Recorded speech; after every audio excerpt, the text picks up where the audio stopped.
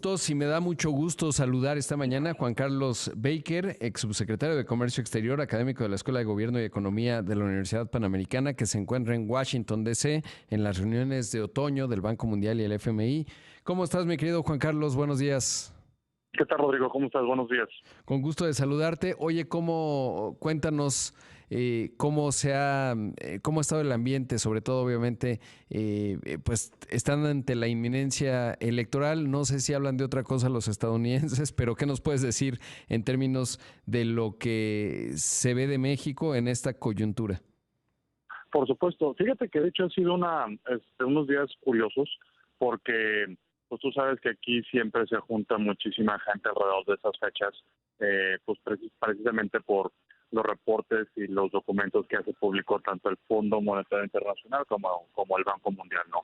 Y la verdad es que para ser justos, los documentos que se hicieron públicos ahora en las estimaciones, pues son, te diría, incluso hasta buenos, o sea, considerando muchas de las cosas que hemos visto en el mundo, tensiones geopolíticas y demás, los números que dio el Banco Mundial y el Fondo Monetario respecto a la economía, pues son de hecho positivos, incluso para el propio Estados Unidos.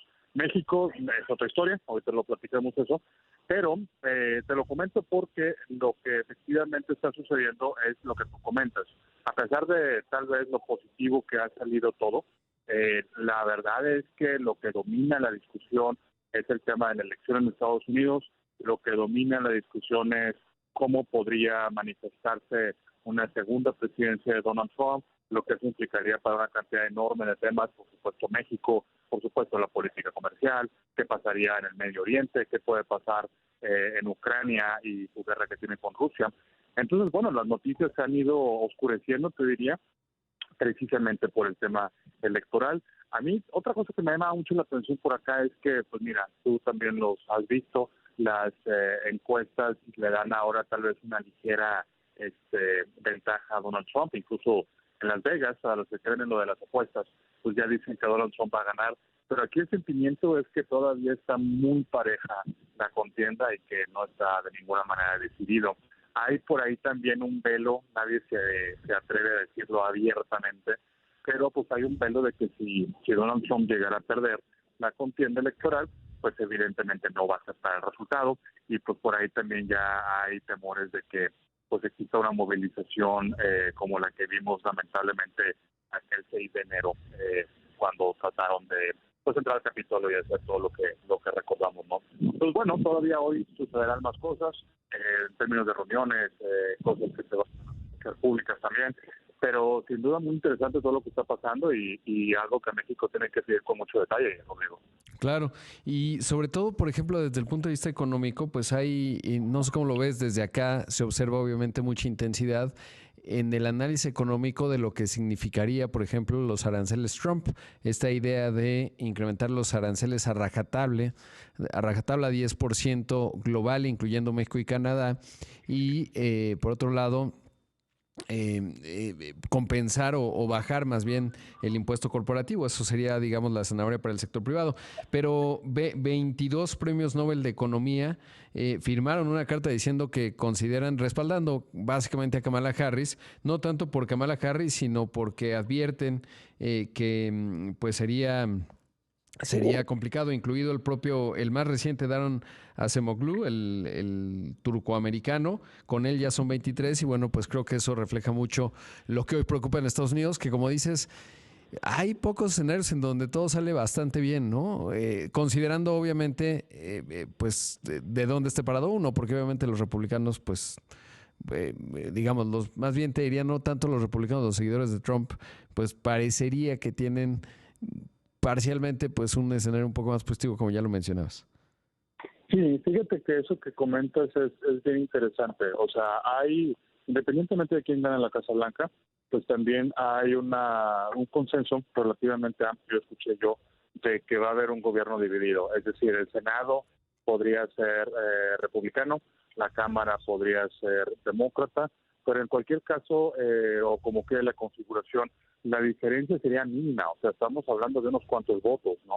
Entonces, pues sí, la manera en la cual el siguiente gobierno, gane quien gane, vaya a ponerse a trabajar o no, pues dependerá mucho de ese tipo alianzas que haga o no, y pues ahí es en donde los votos de incluso los más radicales legisladores que puedan apoyar a Donald Trump, pues esos votos van a contar también. O sea, no es posible, o esta idea de, bueno, pues ya ganamos, insisto, que sea que vaya a ganar, y me niego a trabajar o a colaborar, pues es bastante posible en función de este resultado tan polarizado. Ahora bien, otra cosa que también queda mucho en las discusiones es quién va a ser mejor para la economía. Y existía por ahí un consenso, también lo escuché en México hace tiempo, pues de que Trump había sido un presidente malo, francamente, pero que la economía no había salido mala, ¿no? Que había buenos índices de crecimiento, inflación, etcétera, ¿no? Y bueno, eso es parcialmente cierto, pues está a debate o no, pero el consenso ahora es que efectivamente un regreso de Donald Trump a la Casa Blanca pondría en riesgo la economía del mundo, ¿no? Hay también aquí algunas personas que dicen, mira, se está acercando con empresarios, se está haciendo mucho caso a Elon Musk. Digo, sabemos cómo puede salir eso, ¿no? Uh-huh. Pero lo comentan en el sentido de que su asesoría empresarial, permíteme llamarlo así, pues le impediría hacer esas locuras. Yo no creo, yo pienso que a Donald Trump hay que tomarlo efectivamente por lo que dice, hay que creerle que va a intentar hacer lo que dice, y pues bueno, es muy peligroso que efectivamente sus políticas, en este caso económicas, pero para México también importan las que pueda hacer en materia migratoria o las que pueda hacer en materia también de seguridad y de drogas. No sé, hay que tomarlo en serio. Sí, coincido contigo totalmente. Y luego hay otro componente, me da la impresión, pero quiero saber cómo lo estás viendo, que se ha movido la ventana de consenso o este concepto que se llama la ventana de Overton, que es en donde radica el consenso, hacia un Estados Unidos más proteccionista, más nativista, es decir, la propia Kamala Harris ha movido algunas posturas y por eso México de repente pues un poco se vuelve la piñata, pero porque Estados Unidos está moviendo hacia allá, o sea, para ser aceptado y estar en el centro hoy hay que ser con cierto grado de proteccionismo. Ya veremos en caso de que gane ella cómo gobernaría, pero ¿lo percibes así o cómo lo ves?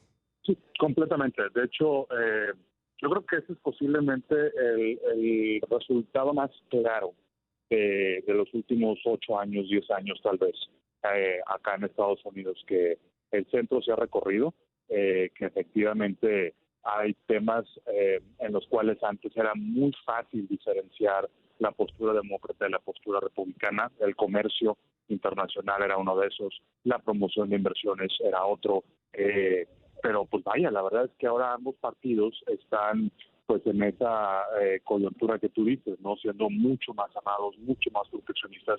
Yo francamente nunca pensé que iba a escuchar a la representante comercial de Estados Unidos, ahora Catherine Tai, decir que las tarifas, los aranceles, si se utilizan de manera inteligente y creativa, pueden ser una buena herramienta. Sí. O sea, Estados Unidos había sido siempre el campeón del libre comercio, entonces sí, es muy revelador eso. Y cuando te das cuenta, o cuando los actores relevantes se dan cuenta de ese cambio de consenso, pues empiezan a salir otros monstruos que están también por ahí, ¿no? Desde la parte de subsidios, una política industrial muy agresiva, las restricciones en transferencia de tecnología, etcétera, etcétera, que pues van de la mano de ese consenso.